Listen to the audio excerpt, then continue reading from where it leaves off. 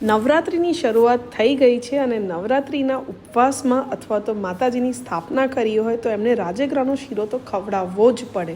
મારા ઘરે યુઝ્યુઅલી ડ્રાયફ્રૂટવાળો રાજગરાનો શીરો બને છે અને એ પણ દૂધનો શીરો મારી મમ્મી બનાવે છે. તો આજે હું એ જ રેસીપી તમારી સાથે શેર કરવાની છું. સૌથી પહેલાં એક કડાઈમાં થોડું ઘી લઈશું, એમાં રાજગરાનો લોટ લઈશું અને એને એકદમ ધીમા ગેસ પર ઘીમાં સરસ શેકવાનો છે.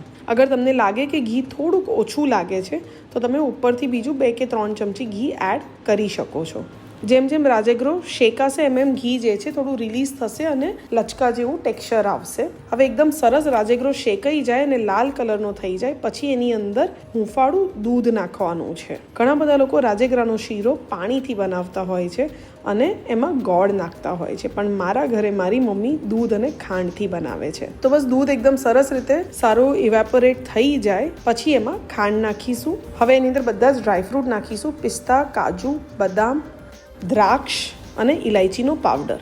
મને રાજગરાના શીરામાં દ્રાક્ષ બહુ જ ભાવે છે તો હંમેશા શોધીને લઉં. હવે આ બધી જ વસ્તુને એકદમ સરસ ચડવા દઈશું જ્યાં સુધી ઘી રિલીઝ ના થાય ત્યાં સુધી. કેટલો ઇઝી હતો ને રાજગરાનો શીરો બનાવવું. તો બસ હવે રાજગરાના શીરાને એક બોલમાં લઈને માતાજીને ભોગ ધરાવીશું. મને બધા જ શીરામાં સૌથી વધારે રાજગરાનો શીરો હોય કે રાજગરાની ભાખરી હોય મને બહુ જ ભાવે છે. Oh my God, I M just લવિંગ ઇટ. એન્જોય.